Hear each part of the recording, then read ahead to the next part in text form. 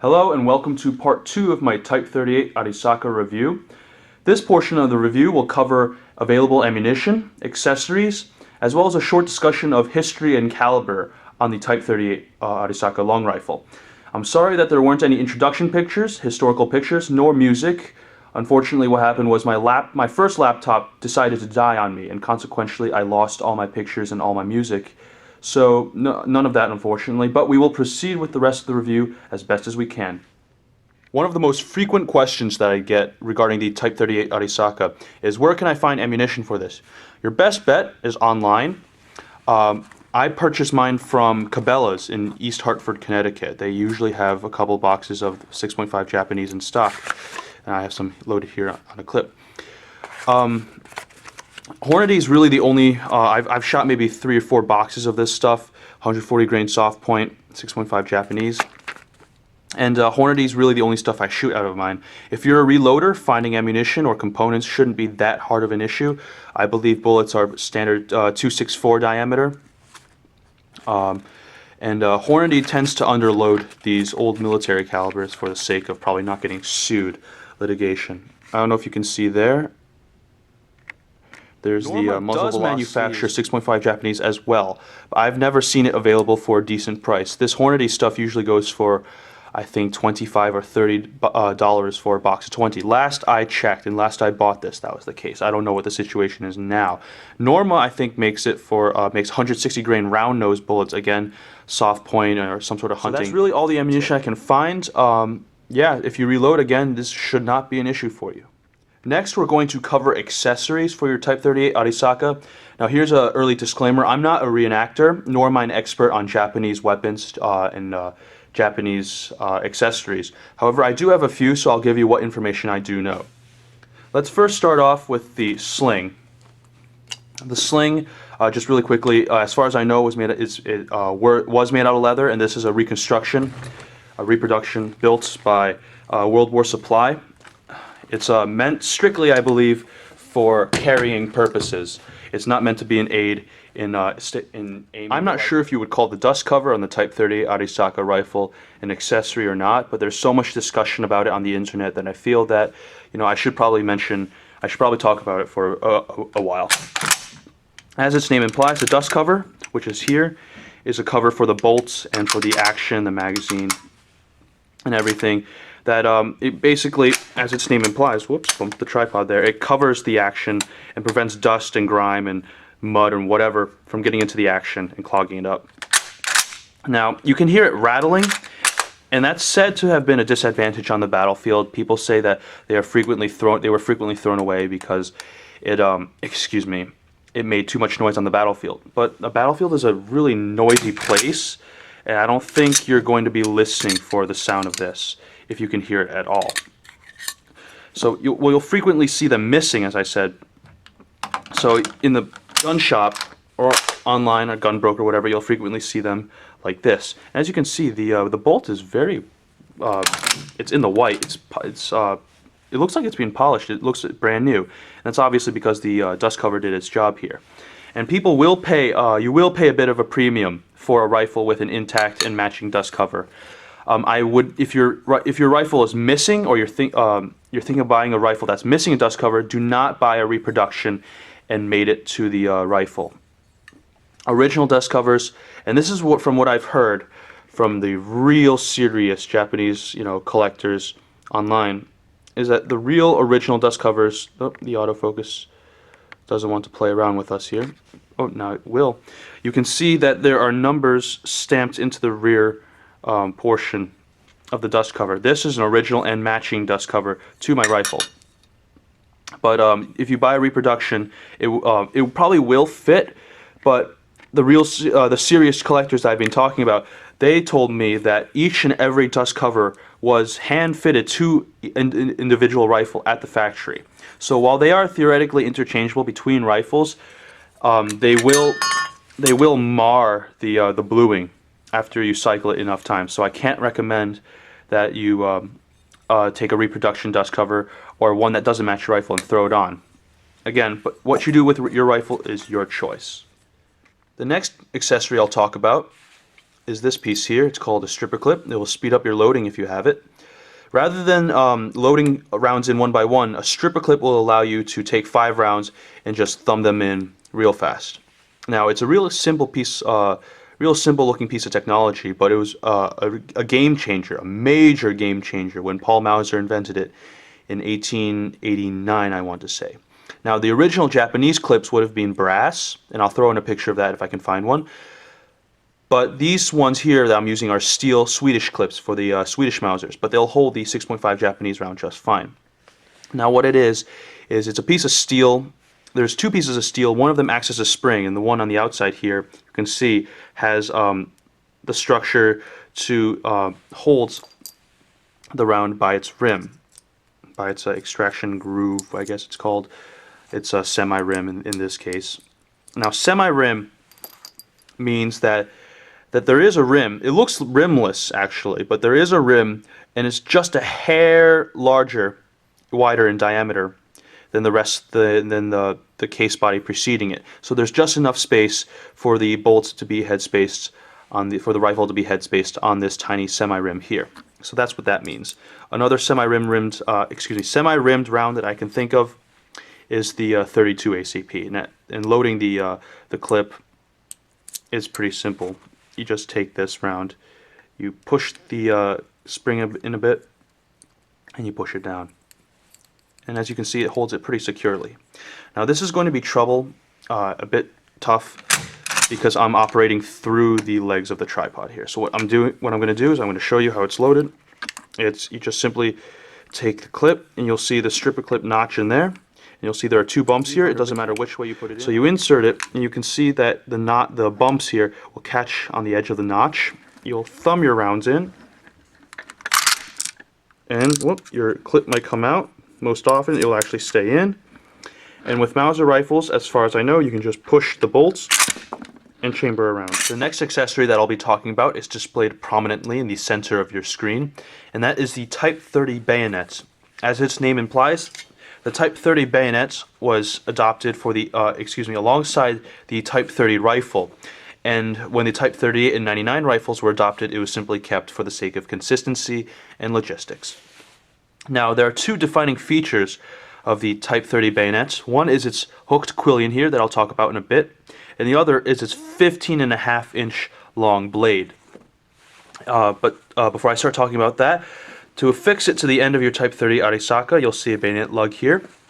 It's actually quite short because the bayonet has a muzzle ring. And what you do is you just simply, there you go, and you can see it's pretty snug. The hooked quillion is a feature that is it's actually a 19th century holdover. And what it's meant to do is, at the end of the night, at the end of the day rather, after a long march, when you're setting up camp, you can take 3 rifles and take fixed bayonets and take the hooked quillions, and you can make a rifle pyramid out of those. So that's the primary use. Another use I've heard of the hooked quillion is when you're bayonet fighting.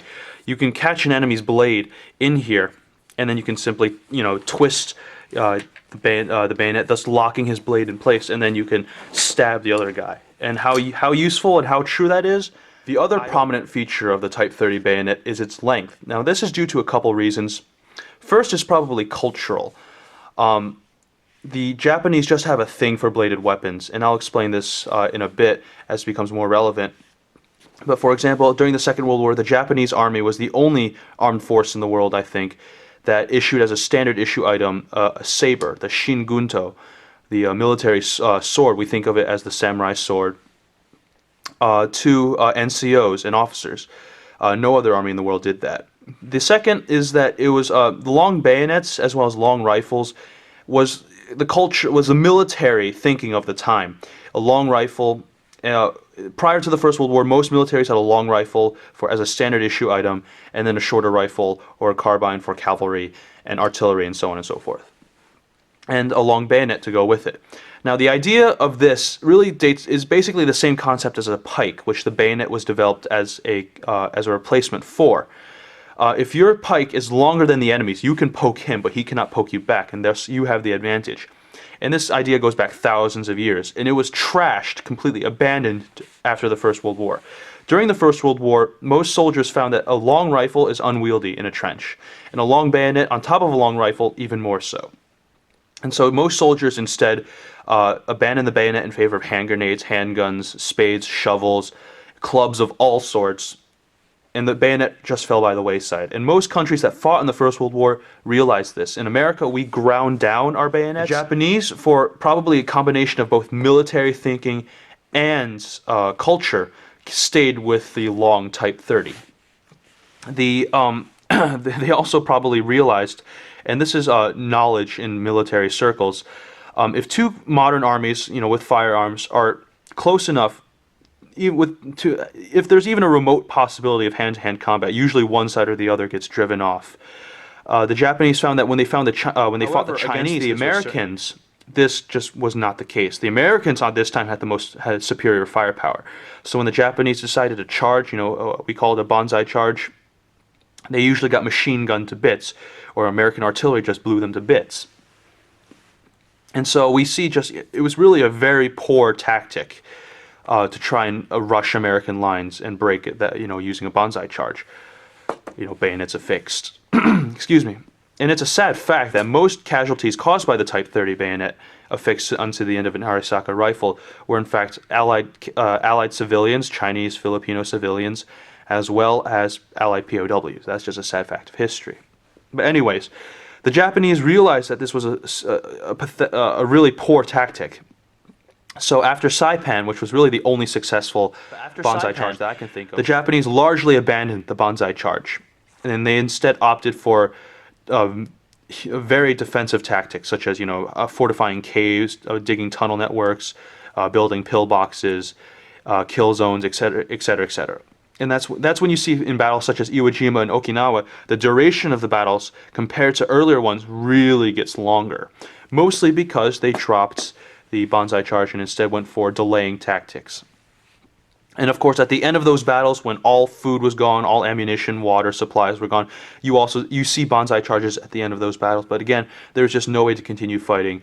And the idea of a banzai charge is pretty much to go out in a blaze of glory if you don't win. So those guys got what they wanted. So that's the end of the bayonet and the banzai charge and all that history. Let's move on. As many of you know, the Type 38 Arisaka rifle has the strongest bolt action of any bolt-action rifle in the Second World War. Now that's because of a couple things. And those, by the way, those tests were done by P.O. Ackley in the 50s. First off is that the Type 38 is a Mauser derivative. It belongs in the Mauser family. And here's the bolts, just to show you. I have a Kar 98K bolt for comparison, and this will serve as a representative example from the M98 series. Whereas the Type 38 is derived from the M95, M96 series. The Swedish Mauser is also based on the same thing. You can see, obviously, the Type 38 bolt is a Mauser. They both have dual opposed frontal locking lugs, a long claw extractor. They both have gas vents on the bottom there. But anyways, where we start to see why the Type 38 is stronger is that the majority of the pressure, the vast majority of the pressure, is absorbed by the frontal locking lugs in both the M98, in any Mauser rifle, really. And as you can see here, the lugs on the Type 38 are just larger. They have more mass to them than the M98. There. And of course, that just makes it stronger. And while the the M98 has a third locking lug here, that locks into a rear portion of the receiver. The Type 38 doesn't have a devoted locking lug, but it does have a bolt root that serves as a third locking lug. As you can see here, the bolt root is this squared off portion of the bolt here, where it meets the body, where the handle meets the body, and that locks into the split bridge portion here. I'll try and demonstrate that. As you can see there, so that acts as a third locking lug. Finally, the bolts is cleverly designed. The bolts and the action are cleverly designed. The M98 has the ejector passing through the left frontal locking lug, so they have to bore through it, as you can see there. It's completely been bored through, so that the ejector can pass through it as you withdraw the bolt, and then when you reach this section, the ejector will kick out the spent case.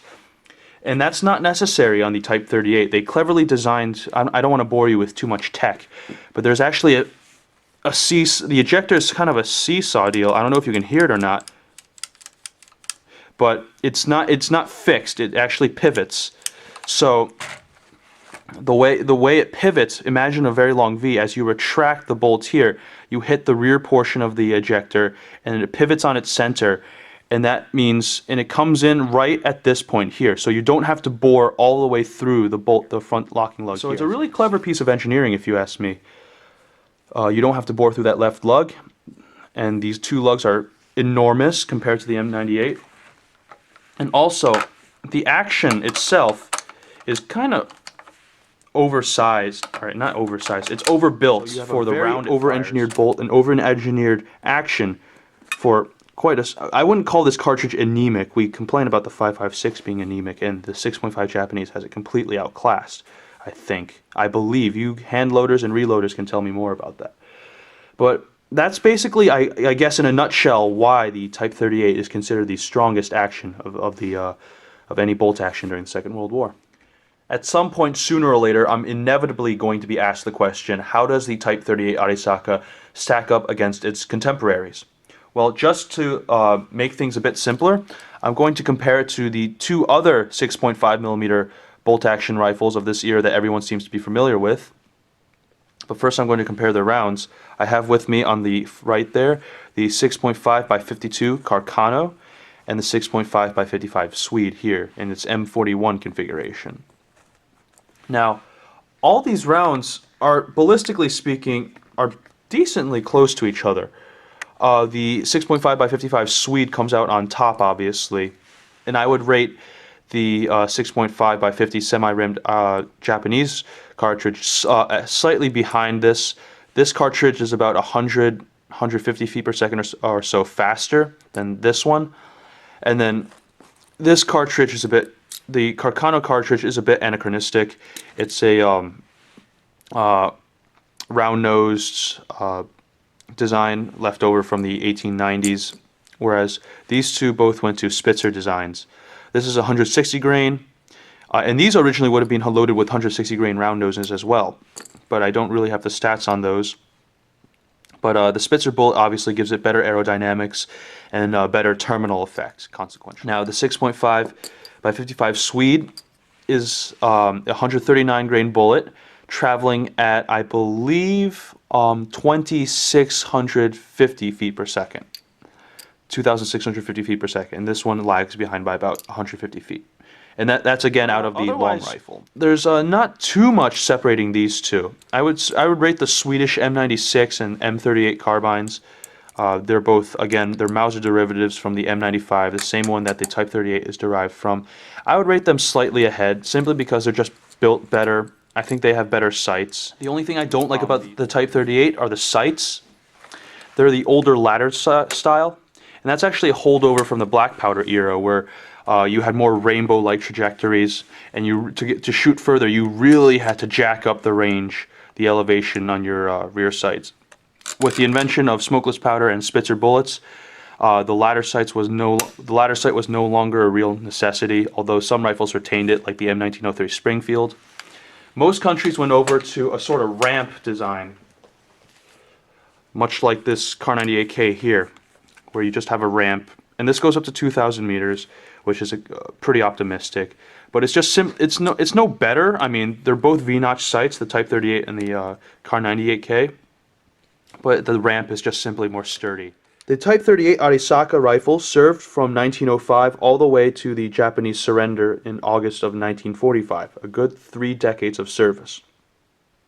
Supposedly, during the campaigns in China, the Japanese were disappointed with the performance of their 6.5mm round.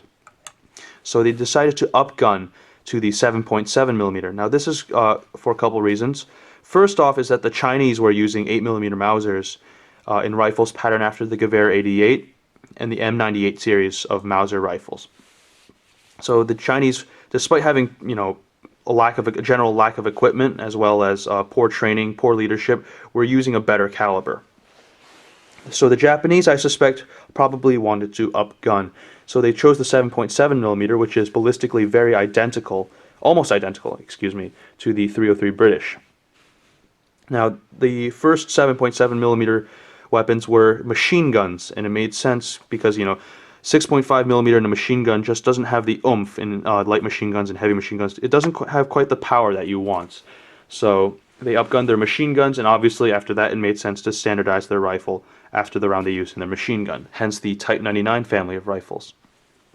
Now, the Type 38 and the 6.5 millimeter continued to serve on the Pacific continent in China and in Burma and those theaters, whereas Army units sent to the Pacific to fight Americans were re-equipped with the Type 99s, if I'm not mistaken, and the 7.7 millimeter rounds.